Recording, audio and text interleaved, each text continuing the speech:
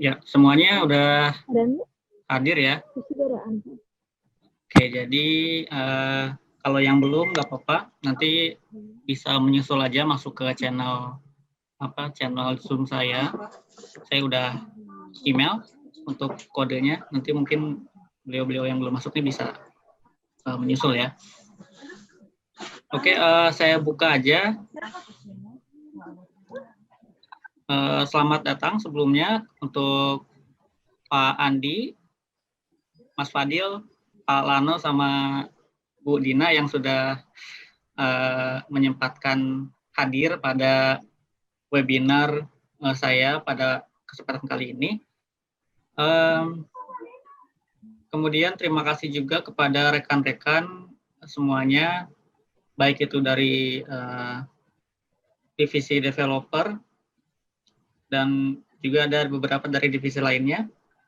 Teman-teman semuanya terima kasih telah menghadiri acara webinar kali ini. Jadi pada kesempatan kali ini kita akan istilahnya bincang-bincang santai saja ya. Kita akan berbicara mengenai kondisi zaman pada saat ini, perubahan revolusi industri dan lain-lain, dan khususnya mengenai machine learning. Nah, mungkin beberapa dari Bapak Ibu ada yang mungkin sudah pernah mendengar apa itu machine learning, dan mungkin ada yang asing ya istilahnya. Apa itu machine learning? Apalagi mungkin yang untuk bagian accounting ataupun yang di bagian operasional kan sebenarnya bukan di field-nya ya, tapi nggak apa-apa. Ini kita nanti saya akan bahasnya lebih ke sedikit santai aja sih. Jadi untuk menambah wawasan. Jadi ini saya bungkusnya juga nggak terlalu teknis ya. Jadi nanti kita memang ada beberapa bagian yang bisa dibilang teknis, tapi beberapa saya skip dan lebih ke pemahamannya aja sih gitu. Jadi kita nanti di sini sama-sama membuka wawasan mengenai apa itu machine learning dan bagaimana itu bisa berguna nantinya di kehidupan sehari-hari kita, khususnya untuk membangun brand dari Harnik.id ini khususnya agar lebih berkembang lagi di masa depan seperti itu. Ya, oke.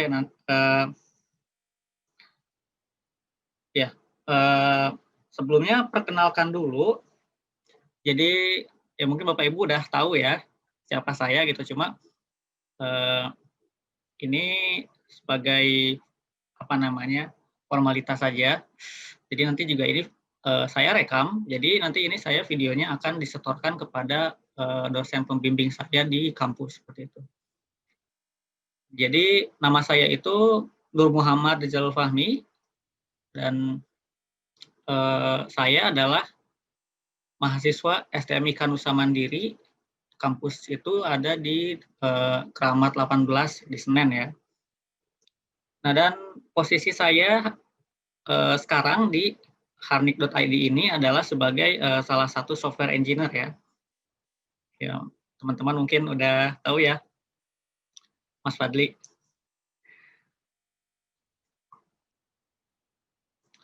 Dan pertama kita akan ngomongin satu hal yang menarik ya untuk diperbincangkan pada kondisi zaman pada saat ini ya, yaitu revolusi industri 4.0 atau kita bacanya kalau pakai bahasa Inggris itu revolusi industri 4.0 seperti itu.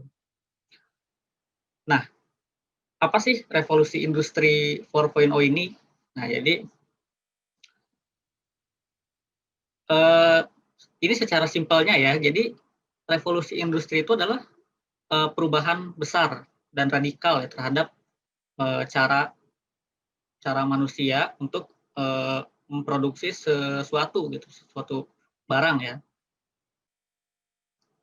Nah, kita berbicara tentang revolusi industri 4.0 atau 4.0 berarti sebelum 4 itu pasti ada 1, 2, dan 3. Nah, jadi kalau kita flashback ke masa lalu, nah kita berbicara dari revolusi industri pertama ya dalam sejarah manusia. Jadi ini hanya yang tercatat ya, yang diresmikan oleh, yang disepakati oleh seluruh sejarawan. Jadi revolusi industri pertama itu mereka sebut adalah era kebangkitan dari mesin. Nah, ini dipicu oleh atau sejak ditemukannya dan digunakannya mesin uap dalam proses produksi barang gitu ya. Jadi pada zaman dahulu itu sebelum manusia menemukan yang namanya mesin uap, nah itu manusia memproduksi sesuatu dan melakukan aktivitas industri itu menggunakan full dengan tenaga manusia seperti itu. Nah, semenjak ditemukannya mesin uap, manusia mulai terbantu. Jadi manusia membangun beberapa alat produksi yang digunakan di pabrik-pabrik yang berbasis dengan ditenagai oleh mesin uap seperti itu. Nah, semenjak ditemukannya mesin uap tersebut, maka sejarawan mencatat itu adalah sebagai era kebangkitan mesin atau revolusi industri pertama dalam sejarah ya. Nah, kemudian ada lagi yang namanya era kebangkitan otomasi yang ditandai dengan digantikannya justru mesin uap itu dengan mesin-mesin yang menggunakan listrik sebagai bahan bakarnya ya. Nah, dan kemudian ada ditemukan juga yang namanya teknologi conveyor belt ya. Jadi conveyor belt itu kalau misalkan Bapak Ibu tahu kayak di pabrik-pabrik gitu, mereka kan ada tuh yang seperti kereta berjalan gitu. Biasanya di bagian produksi itu pasti ada yang namanya conveyor belt, sorry. Nah, itu pertama kalinya ditemukan di era revolusi industri 2.0 ya. Nah, setelah revolusi industri kedua tadi, kemudian ada lagi yang namanya revolusi industri 3.0, yaitu era di mana disebut sebagai era kebangkitan komputasi. Nah, ini dipicu oleh ditemukannya atau digunakannya mesin yang bergerak dan dapat berpikir secara otomatis. Itu komputer dan robot. Nah, pada masa ini itu pabrik-pabrik atau perusahaan-perusahaan industri itu sudah banyak yang menggunakan komputer dan robot dalam proses produksinya. Nah, ada juga yang menyebut bahwa dalam masa ini, yaitu revolusi industri 3.0 ini, justru peran manusia sendiri malah terkesan tergantikan oleh komputer dan robot seperti itu. Nah, kemudian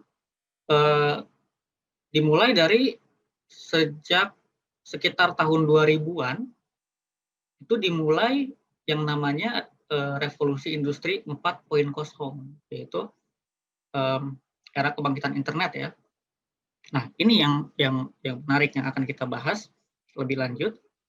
Jadi di era kebangkitan internet ini, di revolusi industri 4.0 ini bukan ditemukannya internet ya. Jadi ini hanya jadi ini lebih ke masa di mana internet itu dapat mudah dan cepat digunakan oleh seluruh orang gitu. Jadi siapa saja bisa mengakses internet gitu. Internet ini sudah menjadi sesuatu yang lumrah di masyarakat seperti itu. Masyarakat dunia ya, nggak cuma di Indonesia kita bicaranya.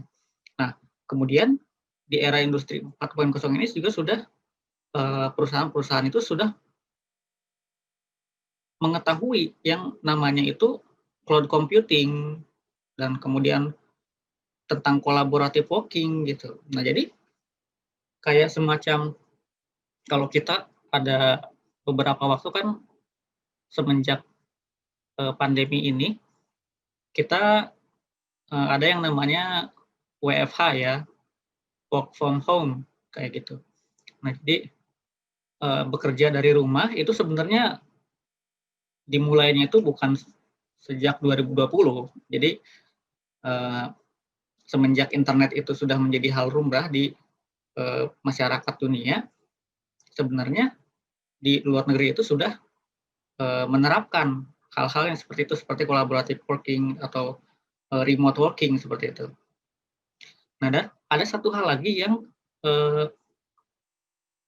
paling menarik dari dimulainya evolusi industri keempat ini ya, yaitu yang dinamakan artificial intelligence. Nah, di sini Bapak Ibu, ini yang akan kita bicarakan lah ke depannya, di sesi selanjutnya maksud saya. Nah, jadi sebelum ke machine learning ya, saya akan sedikit menjelaskan dulu mengenai artificial intelligence. Nah, jadi artificial intelligence ini apa? Jadi ini sebenarnya bahasa Inggris gitu. Kalau misalkan diterjemahkan, artificial intelligence ini artinya adalah kecerdasan buatan seperti itu. Nah, jadi manusia telah berhasil menemukan teknologi yang membuat komputer itu dapat memiliki kecerdasan layaknya manusia seperti itu. Nah, jadi bukan hanya seperti kalkulator yang bisa menghitung ya sudah kalau misalkan kita ketik 1 tambah 2 itu sama dengan 3 karena secara secara program di dalam kalkulator itu dia udah diterapkan semacam logik. Jadi kalau misalkan 1 ditambah 2 itu udah pasti 3 gitu. Itu istilahnya tidak mungkin berubah sampai kapanpun untuk jawabannya ya. Nah, itu bukan kecerdasan buatan, meskipun kalkulator itu istilahnya pinter ya, bisa ngitung sampai ribuan dalam satu kali pencet, tapi bukan disebut sebagai kecerdasan karena hasilnya tersebut adalah sudah diprogram sebelumnya oleh manusia. Nah, artificial intelligence ini adalah sesuatu yang dapat berpikir sendiri seperti itu. Jadi kayak komputer itu udah bisa mikir layaknya manusia lah. Kalau misalkan Bapak Ibu tahu apa sih namanya film Iron Man lah ya, itu kan ada Jarvis, jadi kayak semacam asisten virtualnya Tony Stark. Nah, itu kan ada bisa bisa diajak ngobrol lah, bisa menyiapkan sesuatu layaknya seorang asisten ya. Hanya dia ini bukan manusia asli. Jadi dalam cerita itu Jarvis ini adalah sebuah sistem komputer. Nah, itu yang disebut dengan artificial intelligence. Nah, itu adalah sesuatu yang sudah ditemukan dan justru saat ini adalah hal yang sedang booming gitu. Saya sudah beberapa kali singgung, jadi namanya itu machine learning. Jadi artinya mesin yang dapat belajar sendiri seperti itu ya. Jadi secara definisi di sini machine learning adalah mesin yang dikembangkan untuk bisa belajar dengan sendirinya tanpa arahan dari pengguna. Jadi machine learning itu sesuatu yang dapat berpikir sendiri, yaitu komputer ya. Kita bicara di sini adalah komputer atau istilahnya software. seperti itu. Nah, jadi machine learning ini dikembangkan berdasarkan disiplin ilmu kayak statistika, yang matematika. Jadi statistika, matematika, sama data mining itu digunakan di dalam metode yang namanya machine learning ini, dibungkus menjadi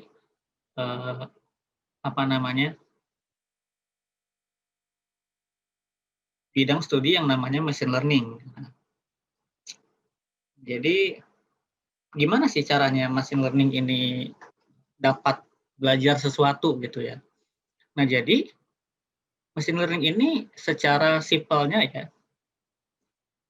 Jadi kalau misalkan komputer itu kalau misalkan kita bicara seperti kalkulator tadi, nah jadi kan di komputer juga ada kalkulator gitu kan. Kalau di programming juga ada semacam 1 tambah sama dengan 1 ditambah 1 sama dengan 2 seperti itu. Nah, jadi kalau misalkan di komputer yang bukan machine learning, itu segala sesuatu yang dijadikan output dari sebuah input itu adalah sudah diprogram sebelumnya oleh si engineer ya. Jadi istilahnya gimana ya? Istilahnya itu hasilnya itu adalah selalu pasti gitu dan selalu tepat ya. Nah, itu yang seperti itu bukan machine learning. Nah, jadi machine learning ini lebih ke mesin yang sebelumnya ini tidak tahu apa-apa. Jadi dia tidak tahu kalau misalkan 1 itu ditambah 1 sama dengan 2. Nah, justru dia belajar dari data. Jadi nantinya tuh kita kayak semacam kita punya dataset. Di sini dataset ini adalah kumpulan data untuk melatih si si mesin ini. Nanti dia dilatih banyak-banyak semacam dataset itu semacam kayak kumpulan data jawab soal dan jawaban lah seperti itu.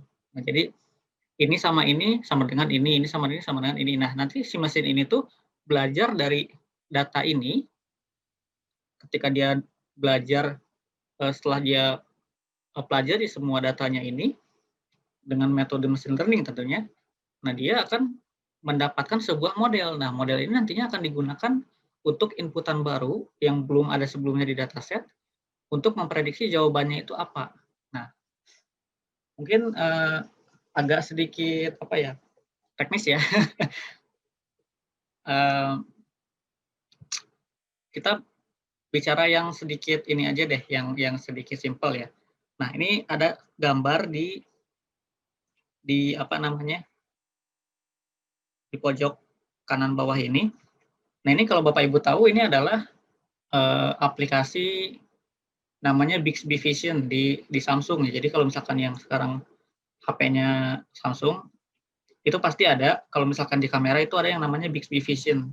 Nah, Bixby Vision ini adalah fitur dari Samsung.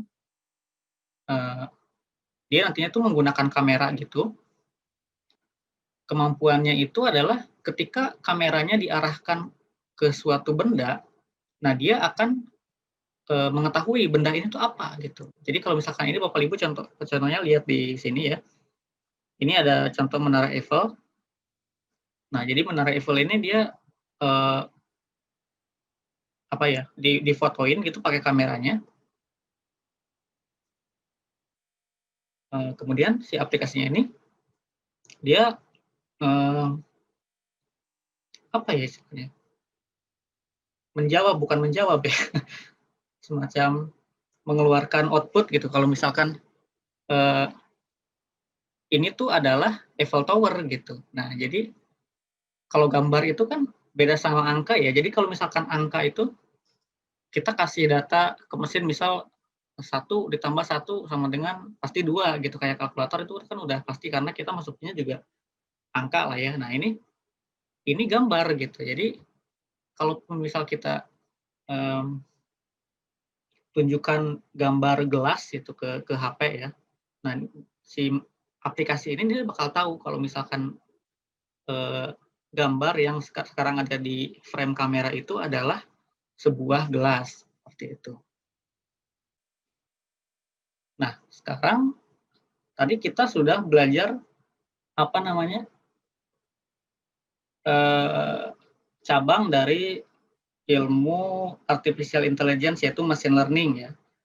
Nah, jadi di bawahnya machine learning juga ada lagi cabangnya, yaitu yang dinamakan dengan artificial neural network. Sebenarnya itu bukan cabang sih, lebih ke apa ya, metode lah. Nah, jadi artificial neural network ini adalah jaringan syaraf tiruan yang merupakan teknik atau pendekatan pengolahan informasi yang terinspirasi oleh cara kerja sistem saraf biologis, khususnya pada sel otak manusia dalam memproses informasi. Nah, jadi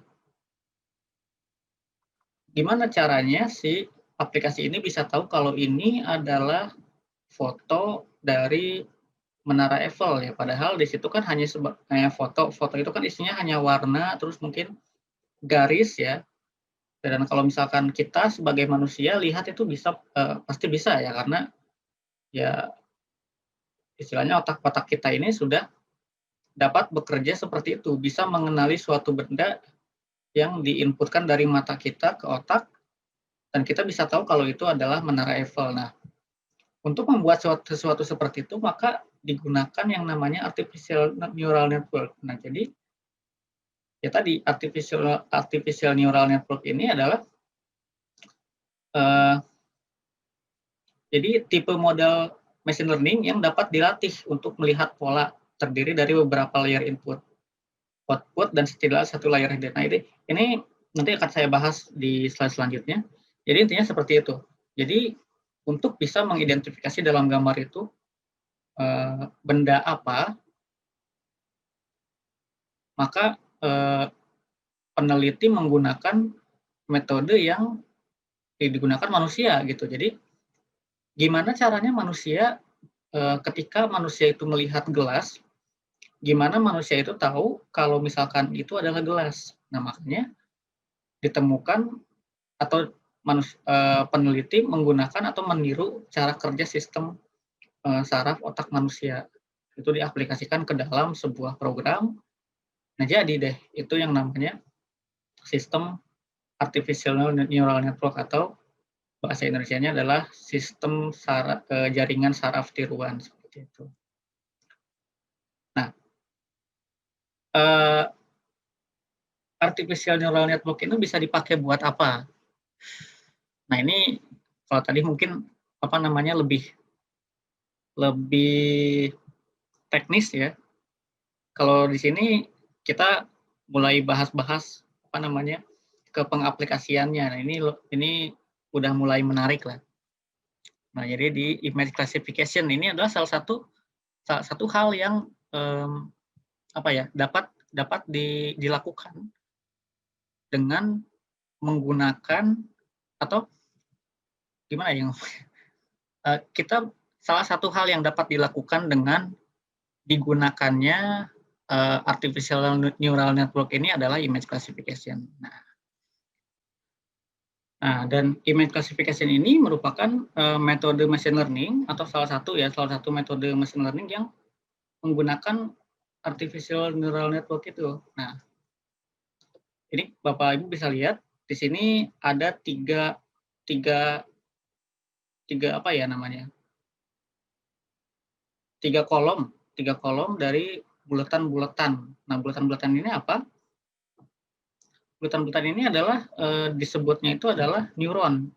Nah, neuron itu jadi kalau misalkan Bapak Ibu tahu ya, di dalam otak manusia itu terdapat banyak sekali neuron. Nah, neuron-neuron ini adalah sel-sel yang berhubungan satu sama lain, jadi semuanya terkoneksi. Nah, itu untuk memproses informasi. Nah, jadi ketika Bapak Ibu berpikir itu, sekarang misal lagi pikir ya di otak gitu, 1+1 sama dengan berapa, sama dengan 2 gitu. Nah, itu adalah hasil dari proses di dalam otak kurang lebih seperti ini. Nah, hal ini yang digunakan di artificial neural network ini. Di sini terdapat 3 bagian, yang satu itu disebut dengan input layer ya. Nah, jadi ini layer. Jadi di input layer ini adalah sesuatu di input ke dalamnya, kemudian di dalam hidden layer ini adalah diproses. Nah, jadi hidden layer ini nanti bisa banyak, bisa 1 sampai mungkin ratusan ya. Jadi nanti setelah masuk ke hidden layer 1, diproses lagi ke hidden layer selanjutnya dan seterusnya sampai masuk ke output. Nah, metode ini digunakan di dalam image classification. Jadi contohnya nih, di sini ada 2 gambar ya, 2 gambar apa namanya, gambar anjing sama gambar kucing nih. Nah, gambar ini diinput ke dalam input layer ini, kemudian diproses dan dengan logic yang sudah terdapat di dalamnya. Nanti kita nggak usah bahas ini karena bakal panjang sekali kalau misalkan saya jelasin tentang apa namanya coding atau logiknya ya. Kemudian intinya dari hidden layer diproses, kemudian masuk ke output dan didapatkanlah hasil bahwa gambar ini tuh gambar pertama adalah gambar anjing seperti itu. Nah, jadi image classification itu adalah sistem yang dapat menebak suatu gambar lah istilahnya. Simpelnya seperti itu ya. Nah, di sini mungkin bakal sedikit teknis ya. Jadi kita akan berkenalan dengan yang namanya TensorFlow. Nah, jadi buat teman-teman yang di divisi IT atau developer, ini nanti bakal sangat berguna sekali nih untuk mengembangkan sistem HARNI ke depannya ya. Nah, tapi untuk rekan-rekan lainnya yang dari divisi lainnya jangan khawatir. Dari sini kalaupun misal tidak bisa mengikuti nggak apa-apa. Jadi istilahnya kita santai aja. Kita hanya nanti akan saya tunjukkan hasilnya di akhir itu kira-kira seperti apa gitu ya. Jadi tapi di sini setelah ini nanti kita akan sedikit ngoding lah istilahnya. Nanti ngodingnya juga nggak banyak-banyak banget. Saya akan tunjukkan saja proses-prosesnya itu seperti apa. Jadi Bapak Ibu tidak perlu istilahnya paham codingnya itu apa ya. Jadi cuma istilahnya perhatikan saja yang saya lakukan. Dan ini akan sangat menarik tentunya. Nah, kalaupun misalkan Bapak Ibu mau apa namanya mengikuti atau membuka kodenya seperti apa apabila penasaran ya, kalau misalkan mau. Mungkin untuk teman-teman lain yang dari apa namanya divisi developer atau IT bisa masuk ke link ini, saya sudah buatkan di bit.ly/Fahmi TensorFlow. Nah, ini saya khusus sudah buatkan untuk mengetes sistem dari TensorFlow yang akan saya gunakan untuk implementasi apa namanya image classification dalam menebak sebuah gambar gitu.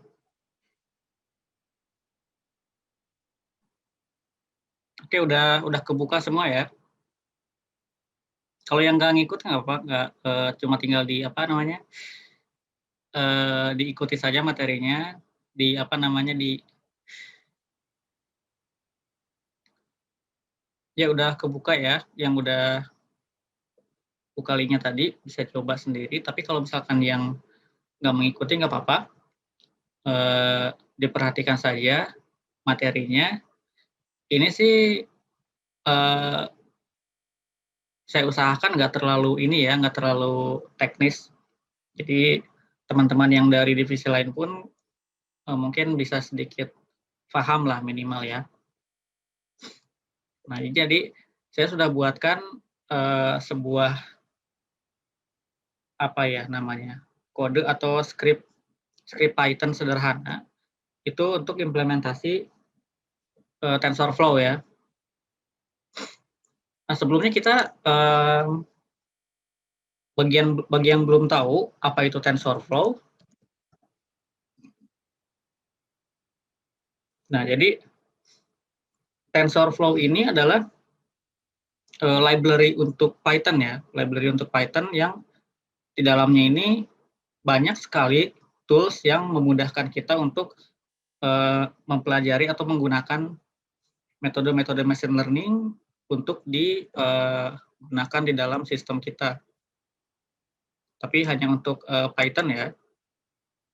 Nah, jadi TensorFlow ini adalah open source, jadi gratis, bebas digunakan siapa saja. Ini yang bikin adalah Google ya. Jadi kita bisa tebak library-nya ini bagus sekali ya.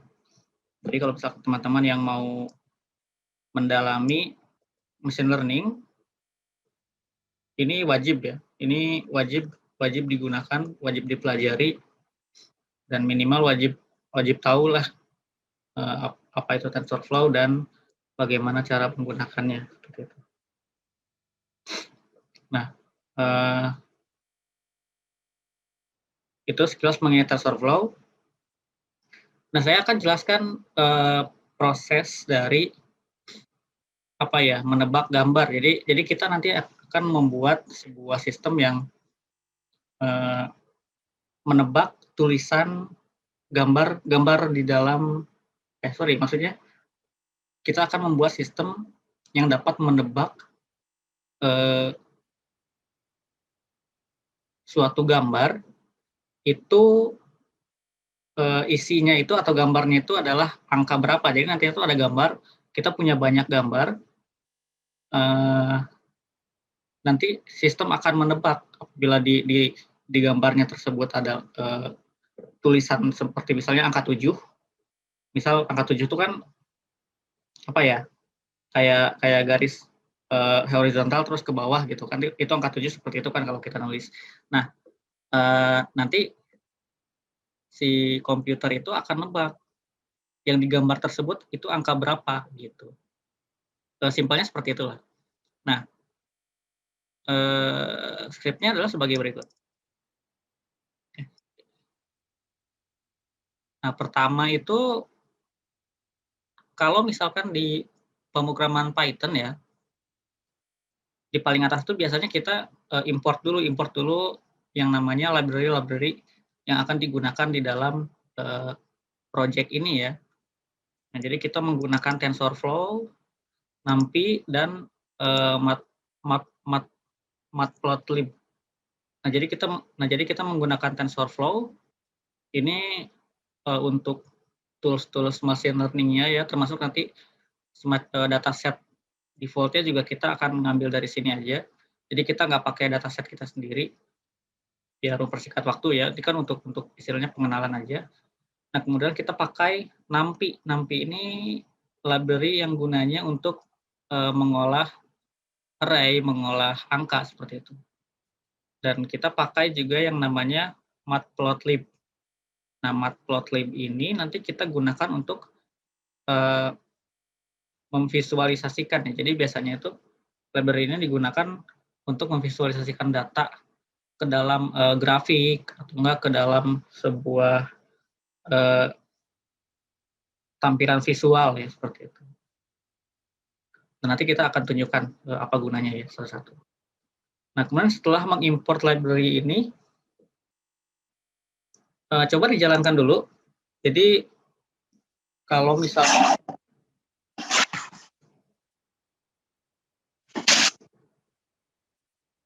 coba dijalankan dulu. Jadi kalau misalkan Anda baru buka, nanti di sini ada connect dulu nih. Nanti setelah terkoneksi, setelah collab-nya ini ready, maka akan tampil seperti ini. Ada checklist dan indikator RAM dan disk ya. Nah, setelah seperti itu,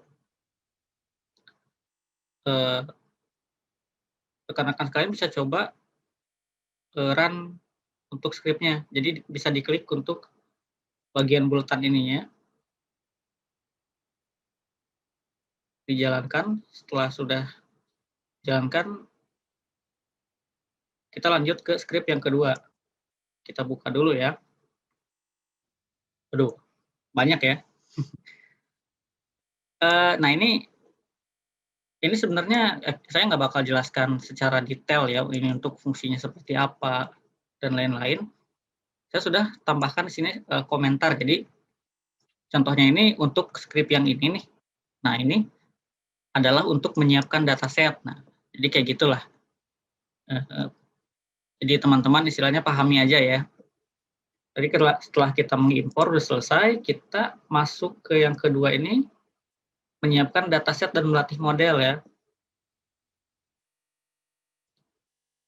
Setelah menyiapkan dataset ini kita ngambil dari bawaannya si TensorFlow.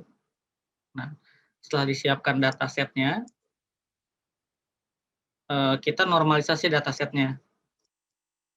Nah, jadi karena kita akan menebak sebuah atau gambar itu angka berapa di dalam dataset kita.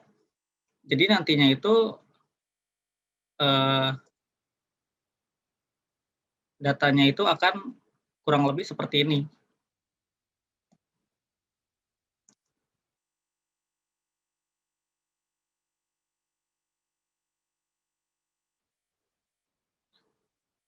Nah, gambar yang kita gunakan itu kurang lebih seperti ini. Jadi ada kumpulan gambar, ada 3, 4, seperti ini. Ini kan bentuknya aneh-aneh ya. Ada yang 6 ini seperti ini, ada yang lurus ininya, ada yang agak seperti bengkok-bengkok gini. Nah, itu kan beda-beda ya. Nah, kita nanti mesin itu akan coba menebak bagian ini atau garis ini tuh angka berapa gitu. Nah, seperti ini lebih. Nah, jadi itu adalah isi dari dataset MNIST ini ya. Nah, kita siapkan datasetnya, kemudian kita normalisasi. Setelah dinormalisasi, kita membuat modelnya ya. Nah, model neural network ini yang kita bicarakan sebelumnya di slide. Nah, jadi kalau kita kita lihat bagian-bagian ini, jadi di sini ada satu layer. Ini adalah layer input. Nah, jadi layer pertama yang sebelumnya saya jelaskan di slide itu, ini adalah layer untuk input. Nah, yang dua ini adalah hidden layer. Nah, di sini data akan diproses. Nah, karena ini mungkin prosesnya tidak terlalu rumit ya, jadi kita hanya menggunakan dua layer juga sudah cukup. Nah, kemudian ada layer terakhir yaitu dense seperti ini. Nah, ini untuk parameter-parameternya saya nggak bakal jelaskan di sini karena pasti panjang banget, waktunya juga mungkin apalagi yang untuk rekan-rekan yang bukan dari background IT akan pusing lah kali ini. Jadi saya nggak akan jelaskan ini ya. Nah, jadi ketika setelah kita membuat neural network nih, sudah membuat modelnya, kita latih modelnya. Kita latih dengan menggunakan dataset tadi. Nah, jadi si TensorFlow ini punya dataset MNIST ini, kita latih ke dalam model ini. Nah, setelah dilatih, dia dievaluasi. Dievaluasi ini gimana? Maksudnya jadi nanti dilihat hasilnya. Hasil model yang diciptakan atau yang di-generate dari proses ini tuh nilai loss-nya berapa, nilai akurasinya berapa. Nah, kita coba jalankan ya.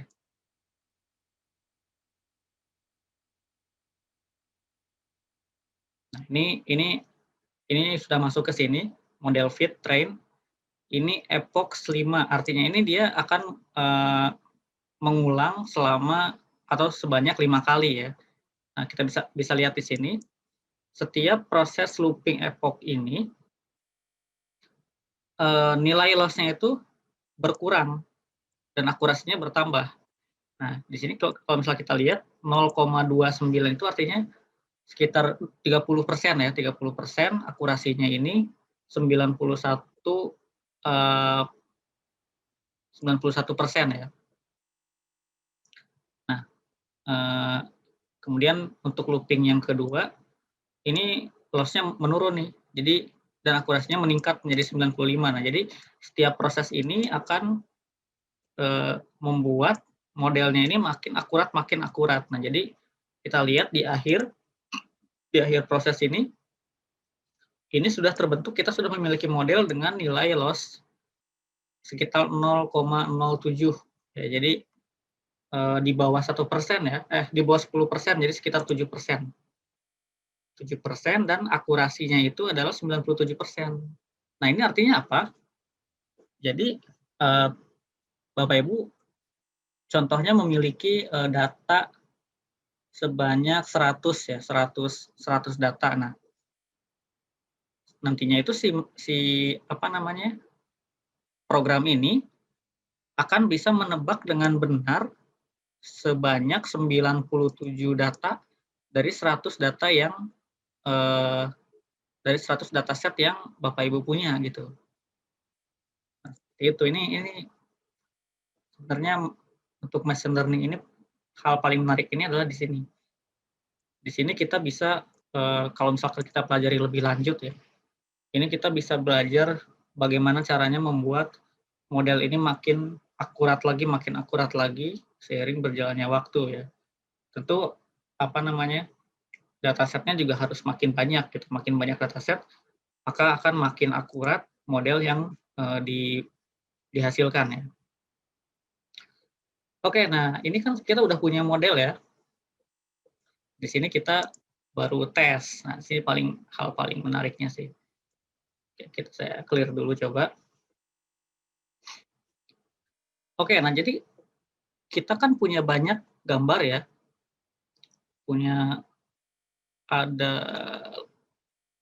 ratusan data di sini, ribuan data. Jadi kita contohnya ini akan coba yang ini saya akan ini dulu di komen dulu, jadi nggak akan dijelaskan. Contohnya gini nih, gambar 0 ini artinya adalah gambar ke-1 gitu ya. Sekitaran. Jadi kan kalau di Python itu angkanya urutan datanya itu adalah 0, 1, 2, 3, 4 seterusnya gitu. Kita sampai 1000 berapa, intinya seperti itu dari 0. Nah, gambar ke 0 ini adalah gambarnya seperti ini. Gambar kedua itu seperti ini. Nah, sekarang waktunya menebak nih. Ini waktunya membuat prediksi di sini. Kita menggunakan skrip ini untuk menebak gambar ini itu membentuk huruf atau angka berapa ya. Kita coba run untuk gambar 0 dulu ya. Kita mulai dari 0.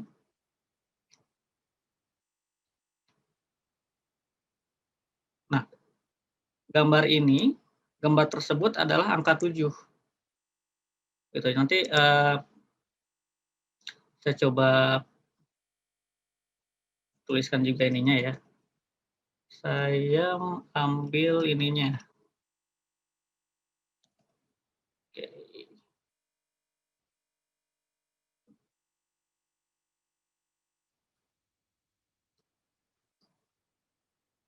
Kita coba run. Nah, jadi kan angka itu ada dari 0, 1, 2 sampai 9 ya. Contohnya, nah ini adalah ini berurutan. Jadi ini dari angka 0, 1, 2, 3, 4, 5 dan seterusnya. Nah, jadi kita lihat angka di sini dipisahkan dengan spasi ya.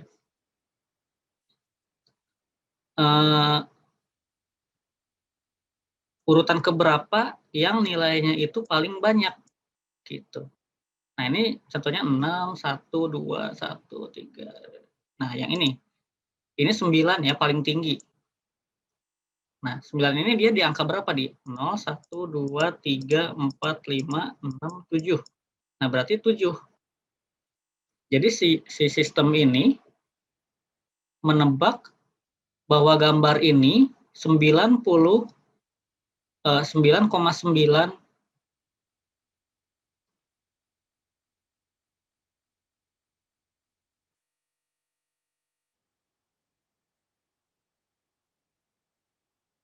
dengan nilai 9,9 sekian itu, dengan nilai paling tinggi adalah angka 7. Nah, coba kita lihat angka lain yang lumayan besar. Nah, ini angka 0 ya. Jadi sistem ini agak menebak tebakan kedua atau kemungkinan kedua selain 7 itu adalah 6. Nah, ya seperti itulah kira-kira. Coba kita coba untuk gambar lain ya, gambar kedua. Kita tes. Nah, ini kalau kita sih bisa nebak ya ini 2 gitu. Cuma kan kalau komputer nggak tahu nih kalau misalkan nggak dihitung kayak gini. Nah, di sini komputer nebak ini adalah angka 2. 0, 1, 2. Nah, ini yang 2 ini paling tinggi. Berarti ini adalah angka 2 seperti itu. Agak mirip ketiga, cuma tetap lebih tinggi 2 ya. Kita coba angka lain di 6 misal. Gambar ke-6 ini bentuknya adalah seperti ini. Wah, ini apa nih? Bisa jadi 4, bisa jadi 9 mungkin ya kalau misal diginiin. Nah, coba kita lihat. 0, 1, 2, 3. 0, 1, 2, 3, 4. Nah, ini 4 paling tinggi. Kedua ini adalah 9, 0, 1, 2, 3, 4, 5, 6, 7, 8. Nah, 8 ini lebih, jadi selain angka 4, sistem menebak kemungkinan kedua adalah ini angka 8, kalau nggak 8 ini pasti 9, kayak gitu. Nah, itu tebakan komputer ya. Paling tinggi ini dia paling memungkinkan adalah angka 4. Ternyata benar ini angka 4.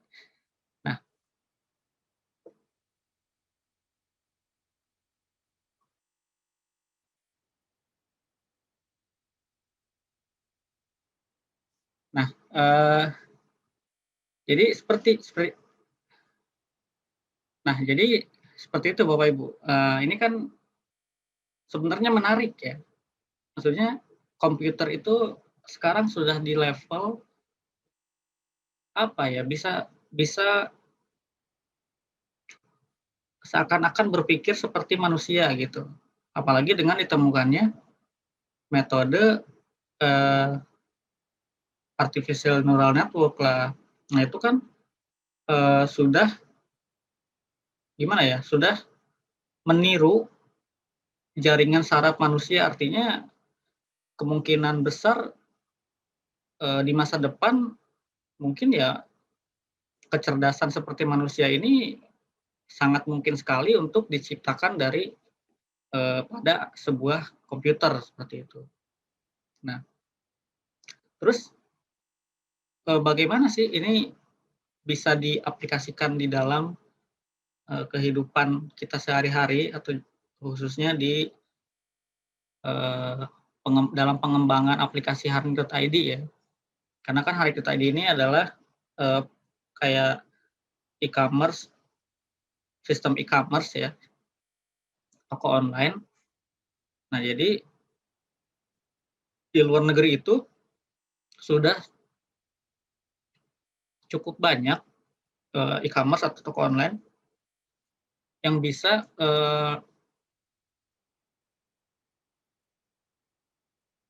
yang sudah banyak toko online yang menggunakan sistem machine learning di dalamnya. Nah, contohnya seperti yang tadi Bapak Ibu lihat.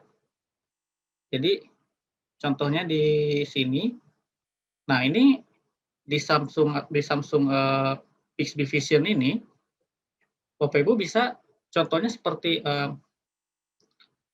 misal Bapak Ibu punya jam tangan merek Rolex gitu ya. Nah, terus misal gunakan Bixby Vision ini diarahkan kameranya ke jam tangan itu, maka dia akan otomatis mencari gambar serupa di toko online Amazon. Nah, itu berarti kan machine learning ini sangat dapat digunakan untuk membuat toko online itu di masa depan akan menjadi tools yang sangat membantu gitu. Nah, jadi ini sih fakta menarik ya, fakta menarik itu ada yang namanya AlphaGo. AlphaGo ini dibuat oleh Google. Jadi proyeknya Google itu salah satunya adalah DeepMind. Nah, jadi AlphaGo ini adalah kecerdasan buatan yang digunakan untuk bermain Go. Jadi Go ini seperti catur gitu, cuma anaknya itu hitam dan putih, jadi seperti di gambar ini. Nah, ini adalah saat AlphaGo melawan Grandmaster Go tingkat dunia ya, Lee Sedol. Dan AlphaGo ini berhasil mengalahkan Lee Sedol dalam waktu 2 menit. Nah, sebelumnya ini AlphaGo sama sekali tidak tahu bagaimana permainan Go ini dijalankan. Nah, dia dari pertama kali mencoba dia kalah, kemudian dia belajar bagaimana untuk memainkan permainan ini hingga akhirnya dia menjadi sangat ahli dan dapat mengalahkan siapa namanya Lee Sedol ini, seorang Grandmaster dalam waktu hanya 2 menit. Nah, itu luar biasa sekali sih kalau menurut saya. Sebenarnya agak mengerikan juga kalau misalkan kita bicara tentang betapa hebatnya machine learning ini di masa depan ya. Bisa jadi kalau kita ngomong kemungkinan terburuknya ya, kalau bisa kita lihat di film-film kan ada tuh machine learning bisa menguasai dunia, machine learning maksudnya kecerdasan buatan bisa menguasai dunia lah seperti itu ya. Cuma itu soal nanti. Cuma kita bicara ini adalah sesuatu yang atau hal menakjubkan yang kita sebagai umat manusia sudah capai gitu. Nah, ini ada satu buah quotes dari Ronald Coase. Di Ronald Coase itu adalah seorang ahli ekonomi dari Amerika Serikat ya kalau nggak salah. Jadi beliau ini berkata, if you torture the data long enough, nature will confess. Nah, jadi ini saya interpretasikan menurut saya sendiri ya. Jadi jika Anda memiliki data yang banyak sekali dan Anda lihat data tersebut kemudian Anda train atau olah dengan model machine learning ini contohnya, maka Anda akan mendapatkan sesuatu dari data tersebut. Apapun itu datanya, pasti akan mendapatkan sesuatu yang berguna lah istilahnya seperti itu. Nah, jadi selamat.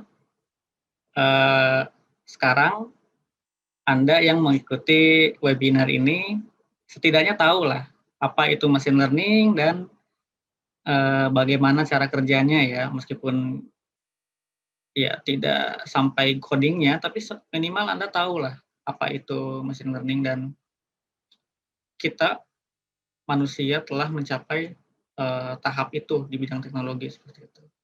Karena saya yakin ke depannya teknologi machine learning ini atau artificial intelligence akan menjadi suatu pemicu yang besar yang mungkin dapat memicu terjadinya revolusi industri selanjutnya ya, yaitu revolusi industri 5.0 mungkin ya. Nah, jadi itu saja dari saya. Jadi kalau misalkan Anda ingin menyaksikan video ini lagi, nanti akan saya coba upload mungkin ya di YouTube. Apabila mungkin dosen pembimbing saya mengizinkan. Jadi nanti mungkin Anda bisa sedikit belajar lagi dan untuk link collab-nya akan selalu saya aktifkan, itu Anda bisa akses kapan saja untuk dipelajari. Dan mungkin sekian dari saya, kurang lebihnya mohon maaf dan selamat siang semuanya. Semoga kita selalu diberi kesehatan di masa-masa pandemi seperti saat ini ya. Sampai jumpa lagi di webinar saya selanjutnya ya. Jadi sarjana, Nusa Mandiri tempatnya.